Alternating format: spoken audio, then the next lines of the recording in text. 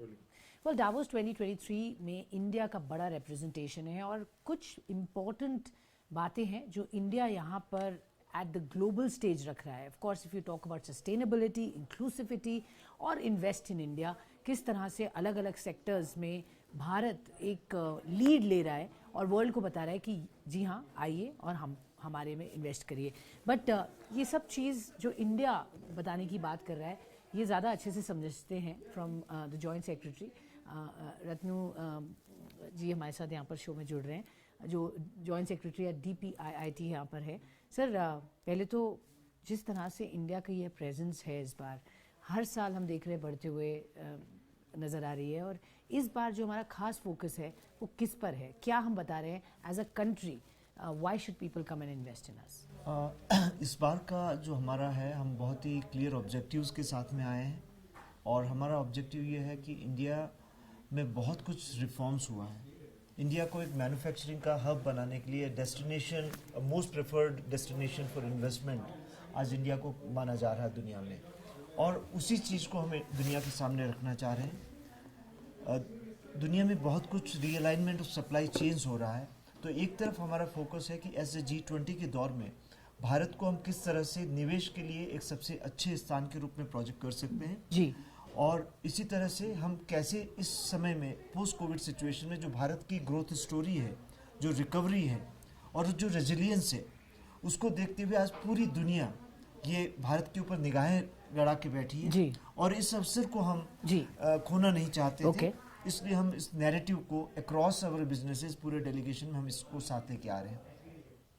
दूसरा एक बहुत ही महत्वपूर्ण जो बात मैं कहना चाहूँगा ये कि डावोस के जो डोमिनेंट नैरेटिव को आज भारत है वो एक उसके ऊपर सवालिया निशान भी खड़ा कर रहा है कि डावोस में जहां हम बड़े बिजनेसेस के साथ में एंगेज कर रहे हैं और बड़ा निवेश लाना चाह रहे हैं जी, वहीं पे डावोस एक इतनी महंगी जगह है कि जहां पे only rich businesses rich and famous. हाँ बिल्कुल. हम ये कहना चाह रहे हैं कि ये रिचनेस ऑफ पॉकेट नहीं बल्कि रिचनेस ऑफ आइडियाज, जी, richness of culture, richness of skills and richness of crafts, इन सब चीज़ों को हम भारत में की चीज़ों को वर्चुअली डावोस में लेके आए हैं.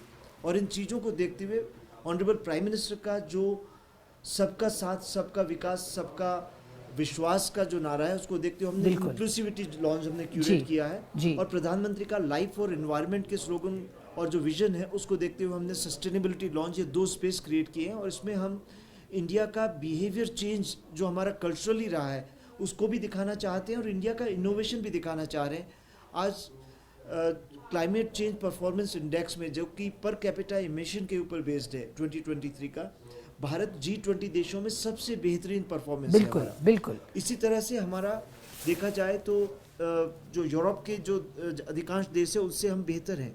तो यही सारी चीज़ें हम दुनिया को दिखाना चाह बिल्कुल रहे हैं. Sure sir. तो हमारी ये जो पहल है और जिस तरह से हमने अपने आप को एक देश दिखाया है जो अट्रैक्टिव फॉर इन्वेस्टमेंट्स है और अलग अलग सेक्टर्स की आपने बात की, पॉलिसी फ्रेमवर्क को लेकर जब हमेशा ये क्वेश्चंस उठते थे कि पॉलिसी सर्टेनिटी, स्टेबिलिटी और कैसे ईज ऑफ डूइंग बिजनेस की तरफ फोकस किया जाए, पिछले सालों में डेफिनेटली यहाँ पर काम हुआ है, लेकिन पॉलिसी के पॉइंट ऑफ व्यू से हम क्या देखेंगे, बिकॉज आपकी मिनिस्ट्री पॉलिसी फ्रेम करती है अलग अलग सेक्टर्स के लिए, तो कौन सी नई पॉलिसीज़ 2023-24 में आप काम कर रहे हैं? कुछ नई आई हैं ऑलरेडी, पर और किन पे आप काम कर रहे हैं sir?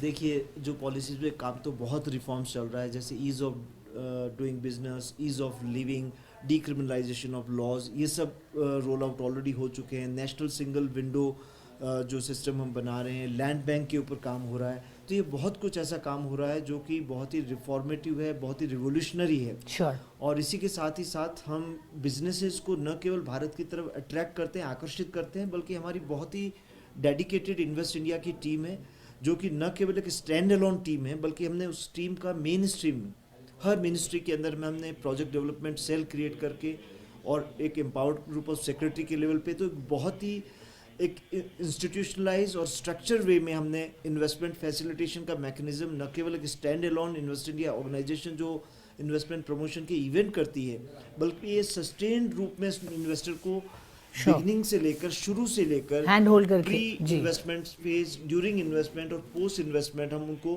it is a permanent relation Sure. we nurture with them. Okay FDIs और आई थिंक इस पिछले सालों में बहुत अच्छे से बढ़कर आ रहे हैं. सो क्लियरली इंटरेस्ट है, लोगों को भरोसा है और फॉरेन डायरेक्ट इन्वेस्टमेंट भी बढ़ रहा है जिस तरह से हम देख रहे हैं. कौन से सेक्टर्स सर इंडिया लीड करेगी और जहां पर आप सोचते हैं FDIs और भी ज़्यादा आएंगे? 2 या 3 मोस्ट प्रॉमिसिंग सेक्टर्स क्या होंगे अगले 2-3-4 साल में? देखिए PLI का आपको पता ही कि 21 डिफरेंट सेक्टर्स के ऊपर काम चल रहा है, जिसमें कि जो मोबिलिटी के ऊपर automobile sector, pharmaceutical, wellness, nutraceutical जिसका ग्रोथ बहुत ही अच्छा है भारत में. इसी के अलावा स्पेशलिटी केमिकल्स या speciality chemicals, instrumentation and heavy engineering में भी काम चल रहा है. इसी तरह से हमारा जो इलेक्ट्रॉनिक सेक्टर है उसमें, और जो हमारा सेमीकंडक्टर्स हैं उसमें भी बहुत कुछ इन्वेस्टमेंट. इसी तरह से एयर कंडीशनिंग के जो इकोसिस्टम है उसको ज़्यादा ग्रीनर और उसके पार्ट्स इंडिया में मैन्युफैक्चरिंग के लिए PLI आया है.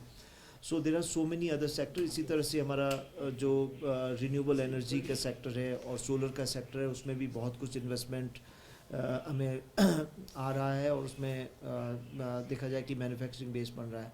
So there are lot of new sector, emerging sector हमारे इसमें आ रहे हैं, जिसको कि हम हमारे इंडिया लॉन्च में हमने बहुत बेहतरी से शोकेस किया हुआ है. और हमारा बहुत कुछ इनोवेशन भी इस सेक्टर में हो रहा है, और हमारे स्टार्टअप की स्टोरीज भी हमने दुनिया के सामने रखने की कोशिश कर रहे हैं. ओके क्लियरली बहुत सारे पॉइंट्स हैं जिसकी वजह से इंडिया यहाँ शाइन कर रहा है. In Davos, in snowy Davos, we are the shining sun in many ways यहाँ पर, और लीड कर रहे हैं to tell the world that this is the place that they should come and invest in. All right sir, thank you so much. Appreciate your time. Thank you.